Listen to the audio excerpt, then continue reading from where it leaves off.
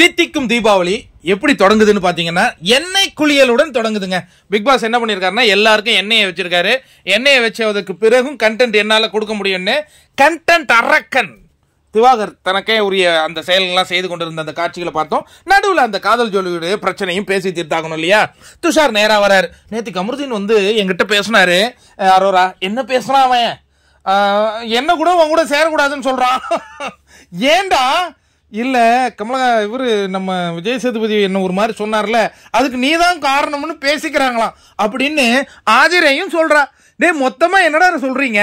உன் கூடையே உன் பக்கமே தலை வச்சு படுக்காத இருந்தா நல்லது நடக்கும்னு வெளியில பேசிக்கிறாங்களாம். ஐயோ என்ன நடக்குது? நான் எவ்வளோ பெர்ட்டி, நான் எவ்வளோ அழகு, நான் எவ்வளோ கியூட்டு, நான் எவ்வளோ டேலண்ட்னு சொல்லிட்டு இருந்தானடா கமருதீன் என்னை பத்தி. அதெல்லாம் பொய்யா? உடனே ஆதிரை அந்த இடத்துல வந்து அவன் கூட இருந்தா அவன் இதெல்லாம் சொல்லுவான், அவனை விட்டு பிரிஞ்சு போயிட்டா அவன் உடனே மாத்தி தான் பேசுவான். இதை தானே நான் சொல்லிட்டு இருந்தேன். இதையும் நான் போய் கமருதீன் டிஸ்கஸ் பண்ணிடுவா. எதுக்கு அவனுக்கு எனக்கு இந்த இடத்துல ரத்த கலரி வரணும்னு முடிவு பண்ணிட்டு யாரோரா கம்முன்னு இரு. சரி நான் இப்போ அழுதுகிட்டுமா? நீ அழுதுக்க, அதுதான் இப்போ சரியா இருக்கும். ஃபோக்கஸ் பண்ணுறது அந்த கேமரா, கரெக்டா அழுதுக்கம்மா அப்படிங்கிற மாதிரி ஒரு அழுகை நாடகம் ஒன்று நடைபெற்று அது முடிவுக்கு வந்தது. அதற்கு அடுத்ததாக பார்த்தீங்கன்னா இன்ட்ரெஸ்டிங்கான விஷயம், கேப்டன் கனி பொறுப்பேற்கிறாங்க. பொறுப்பேற்றதுக்கு பிறகு அவங்களுடைய கேப்டன் கனிக்கு மட்டும் ஒரு விஷயம் கொடுக்குறாரு பிக் பாஸ். ஏன்னா தலை ரூம்ல யாரும் வரக்கூடாதுல்ல, ஆனா கனி அக்கா ரூமுக்கு எல்லாம் வரலாம். ஏன்னா அக்காவால தனியா படுத்தீங்கன்னா அவங்களுக்கு வந்து கஷ்டமா இருக்குன்னு ஒரு முறை பிக் பாஸ்க்கு ரிக்வஸ்ட் கொடுத்திருந்தாரு. அதை மனிதாபிமான அடிப்படையில் செய்யறாரு பிக் பாஸ். அவருக்கு வாழ்த்துக்களை தெரிவிச்சுப்போம். இப்போ கனி அக்கா வந்து பதவி ஏற்றுட்டாங்க. அதுக்கப்புறம் என்ன நடக்க போகுது அப்படின்னு நம்ம விறுவிறுப்பா இருக்கு. டீமுகளை பிரித்து அறிவிங்க அப்படின்ன உடனே சரி குக்கிங் அணியாக நம்ம கேமி அண்டு யாரு அந்த பிரவீன் இவங்களெல்லாம் அறிவிக்கிறாங்க, ஒவ்வொரு அணியா அறிவிக்கிறாங்க. அதுக்கப்புறம் இவங்க அக்கா ஒரு ரிக்வஸ்ட் கொடுக்குறாங்க. டே நாங்க வந்து இப்போ பிக் பாஸ் வீட்டில் இருக்கிறவங்களுக்கெல்லாம் பசிடா எப்போ பார்த்தாலும், அதனால நீங்க வந்து ரொம்ப லேட்டா எழுந்து வரீங்க இல்லையா, எங்களால சரியா வந்து உணவு உங்களுக்கு சமைச்சு கொடுக்க முடியல. அதுக்காக சுபிக்ஷாவை ஒரு லீடரா போடுறேன். என்ன சுபி அக்கா சொல்லுங்க, நீங்க இதுக்கப்புறம் அங்க வந்து தூங்கிட்டு இருக்க கூடாது. ஒரு அரை மணி நேரம் தூங்கிங்க, ஒரு 45 நிமிஷம் தூங்கிங்க, அதுக்குள்ள வந்துடணும்டா. நான் வரலன்னா வேற யாரையும் நீ கேட்க மாட்டேன்டா செல்லம் சுபி, நீ தாண்டா அதை பாத்துக்கணும் அப்படின்னு ஒண்ணு. சரிங்கக்கா. அடா பாவமே, பிக் பாஸ் கொடுத்த ரூலே இந்த அந்த தலையை விட இந்த தலை பெருந்தலையா இருக்குதே. Wow, super. இதுக்கப்புறம் இவங்க பயங்கரமா ஒரு ஸ்ட்ராட்டஜி போட்டு எடுத்துட்டு வருவாங்க அப்படின்னு ஒரு நம்பிக்கையுடன் இருக்கும் பொழுது பிக் பாஸ் கூப்பிடுறாரு. சரி நான் எப்போதும் ஸ்வாப்பிங் சொல்வேனே, இந்த முறை யாரு உங்களுக்கு ஸ்வாப்பிங்க்கு வேணும் அப்படின்ன உடனே டிஸ்கஸ் பண்றாங்க. யாரு?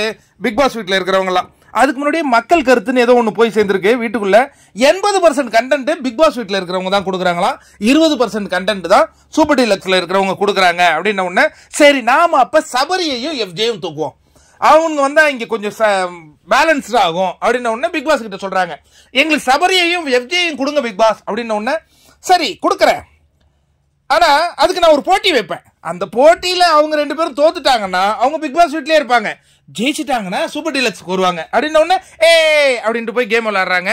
அவங்க ஜெயிச்சிடறாங்க. அது ஒரு மொக்க கேமு, பட் அது நல்ல சிறப்பா ஆடி வெற்றி பெறாங்க. இப்ப சபரியையும் நம்ம எஃப்ஜேயும் ஒரு விதத்துல பாராட்டினா அவங்க டாஸ்க் நல்லா ஆடுறாங்க. அதை இந்த இடத்துல ரெஜிஸ்டர் பண்ணிடுவோம். அதன் மூலமாக வெற்றி பெற்று வந்ததுக்கு பிறகு அவர் என்ன சொல்றாருன்னா, சரி நீங்க வெற்றி பெற்று வந்துட்டீங்க, அதுக்கு பதில் உங்களுக்கு உங்க சைட்ல 2 பேர் குறையும் இல்ல, அந்த பணியை யாருக்கு கொடுக்கறது அப்படின்ன உடனே பார்வதி அண்டு வியனாவை சூஸ் பண்றாங்க. இதன் மூலமாக பார்வதியும் வியனாவும் அந்த பிக் பாஸ் வீட்டுக்கு போயிடுறாங்க. இதுல பார்வதிக்கு ஒன்றும் பிரச்சனை இல்லை, அங்க இருந்தேன்ட்டு. பட் வியனா நொறுங்கி போறாங்க. ஏன்னா அவங்களாம் வீட்டுக்கு இங்க வந்ததுல இருந்தே அவங்க எந்த வேலையும் செஞ்சதில்லை, ஜாலியா அந்த இடத்துல தான் இருந்துட்டு இருந்தாங்க இல்லையா, அதனால மனசு உடைஞ்சு போறாங்க. என்ன நடக்குது ஏது நடக்குதுன்ட்டு. அதுக்கப்புறம் எஃப்ஜே போட்டு இதை தூக்கிக்கிட்டு அங்க வை, அதை தூக்கி இங்க வை அப்படின்னு வேலைகளை கொடுக்க தொடங்கணும்னா அந்த பொண்ணு கஷ்டப்படுது, வருத்தப்படுது. போய் கேப்டன் கிட்ட சொல்லுது, கேப்டன் இந்த மாதிரி நடக்குது கேப்டன், இதை என்ன பண்றது? ஐயோ அது யாரு எஃப்ஜே கொடுத்துருக்காரா, அதை நீ செஞ்சுதாமா ஆகணும், அவர் சூப்பர் டீலக்ஸ் வீட்டில் இருக்கிறவர். இங்க எனக்கு ரூல்ஸ் தான் முக்கியம், நான் ரூல்ஸ் ரொம்ப சரியா பாப்போமா. ஆதிரை எப்போதும் இங்கேயே சுத்திட்டு இருந்தது, அதை பத்தி என்னன்னா ஆதிரையெல்லாம் நீ கேட்காத, அவங்க எல்லாம் எங்களுடைய கண்ட்ரோல்ல இருக்கிறவங்க, நீ வந்து அங்கே இருந்த இல்லையா, நீ ரூல்ஸை கரெக்டா ஃபாலோ பண்ணணும், புரியுதா அப்படின்ட்டு சொல்லிட்டாங்க கனியக்கா. ஏன்னா அவங்க வந்து அந்த பேலன்ஸ்டா இருப்பாங்க, அந்த நேர்மையா இருப்பாங்க. நியாயமா இருப்பாங்க. அதுக்கப்புறம் எப்படி இருப்பாங்கன்னா அவங்க ரூல்ஸை கரெக்டாக ஃபாலோ பண்ணுவாங்க. ஆதிரை என்ன வேணாலும் பண்ணலாம். ஏன்னா ஆதிரை வந்து யாருடைய ஃப்ரெண்டு, எஃப்ஜேயோட ஃப்ரெண்டு. அதனால அவங்களுக்கு ஒரு சின்ன ஒரு முக்கியத்துவத்தை அவங்க கொடுப்பாங்க. இதுக்கப்புறம் சாப்பாடு வருதுங்க விஜய் சேதுபதி கிட்டேருந்து. நம்ம எப்போதுமே பிக் பாஸ் வீட்டில் சாப்பாடு வந்தானா ஊன்னு ஒரு சத்தம் போட்டுக்கிட்டு தான் சாப்பிடுவாங்க. அது எந்த சீசன்லேயும் அந்த விஷயங்கள் குறையாது. விஜய் சேதுபதிக்கு நன்றி சொல்லி சாப்பிட்றாங்க. அது நமக்கு சந்தோஷம் தான். ஏன்னா பாவம் அவங்க சாப்பாடு கஷ்டப்பட்டுட்டு தான் இருக்காங்க இல்லையா. நம்ம 24/7 இல்லாத போது இவங்களுக்கு சாப்பாடு இதே மாதிரி தான் வருதுன்னு நினச்சோம். 24/7 பார்க்கும்போது இல்லை கஷ்டப்பட்டு தான் சாப்பிட்றாங்கன்னு விட்டுட்டோம். அதற்கு பிறகு பிக் பாஸ் வந்து எல்லாரையும் உட்கார வைக்கிறாரு. இந்த இடத்துல தான் பிக் பாஸ்க்கே கன்ஃபியூஸ் ஆகுது. 18 பேரை கூட்டிட்டு வந்தோம், 20 பேரை.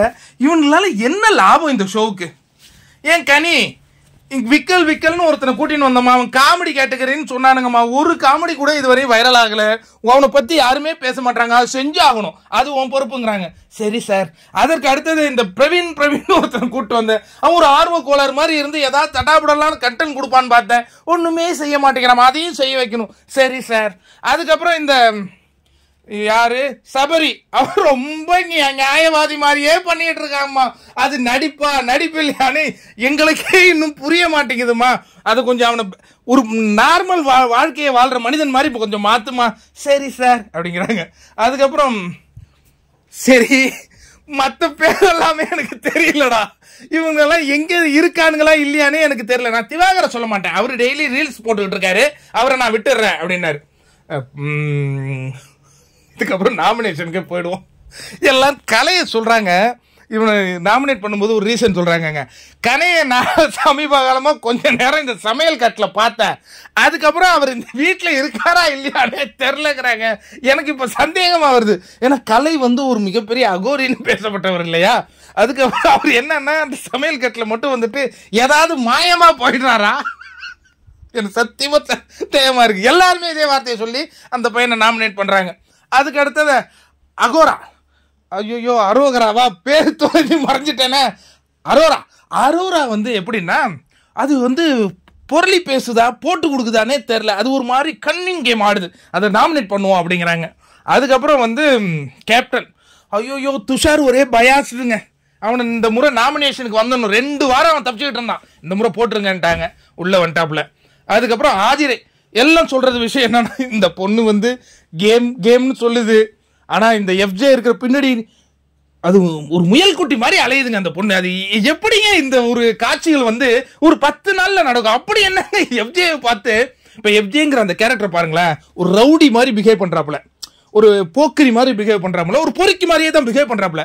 ஆனா அந்த ஆதிரை அப்படி மயங்கி கிடக்குறாங்களே, அதுதாங்க எங்களுக்கு ரொம்ப சர்ப்ரைசிங்கா இருக்கு.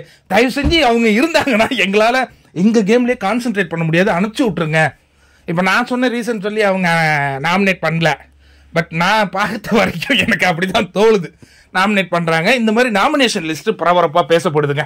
பேசப்பட்டு இந்த வாரம் யார் வெளியேறுவாங்க அப்படிங்கிற அந்த ஒரு விஷயம். இன்னொன்னு, நட்டிப்பு அரக்கன் அப்படின்னு உள்ள ஒருத்தர் இருக்கார்ல, அதே மாதிரி சைலண்டான நட்டிப்பு அரக்கி ஒருத்தவங்க உள்ள இருக்காங்க. அவங்க யாருன்னு பாத்தீங்கன்னா நம்ம அக்கா ரம்யா ஜோ தான்.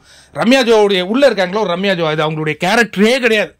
சத்யராஜ் சொல்லுவார்ல, என் கேரக்டரே என்னன்னு புரிஞ்சிக்காத இருக்கீங்க, எங்களுக்கு தெரியும் ரம்யாக்கா நீங்க யாருன்னு. ஆனா அது அப்பப்போ வந்து போகுது. அதுக்குன்னு எப்போ பார்த்தாலும் எனக்கு காலில் அடி கையில் அடி மயக்கம் வருது. ஏன் இந்த மாதிரி உடல்நிலை சார்ந்தே இவங்க விளையாடுறாங்க? அதுக்கப்புறம் யாரை பார்த்தாலும் அண்ணன் தம்பி அக்கா உறவு. ஒருவேளை அது பாதிக்கப்பட்டு அந்த பாசத்திற்காக ஏங்கி இருக்கலாம். பட் எல்லாமே நடிப்பு மாதிரி தெரியுது. அது என்னன்னு தெரியல, நேச்சுரலா இல்லை. இப்போ கமருதீன் மேலே நம்ம வந்து 1000 குற்றச்சாட்டுகள் வச்சாலும் கமருதீன்கிட்ட ஒரு நேச்சுரல் குணங்கள் இருக்கிற மாதிரி தெரியுது. அது இந்த ரம்யா உங்ககிட்டலாம் வரல. வாட்டர்மெலன் கிட்ட அந்த நேச்சுரல் குவாலிட்டி இருக்கு. வேற என்னங்க? அப்புறம் துருவ் வந்தாரு, அவருக்கு உண்மையாலே குழம்பி போயிருப்பாருங்க. ஏன்னா ஒரு 4 பேரை தான் இதுவரையும் வெளியில தெரியுது. ஒன்று வாட்டர்மெலனு, இன்னொன்று கமருதீன், பார்வதி, அதுக்கப்புறம் யாரு சபரி, கொஞ்சம் கனி. மற்ற யாருமே உள்ள இருக்கிறாங்கிறது அவங்களுக்கு அறிமுகப்படுத்தினாதான் தெரியும் போல இருக்கு. இப்போ நமக்கு அந்த டீம் வரும்போது அனுபமாவையும் துருவையும் தான் தெரிஞ்சது, மற்ற 2 பேரும் தெரியல. ஏன் தெரியல?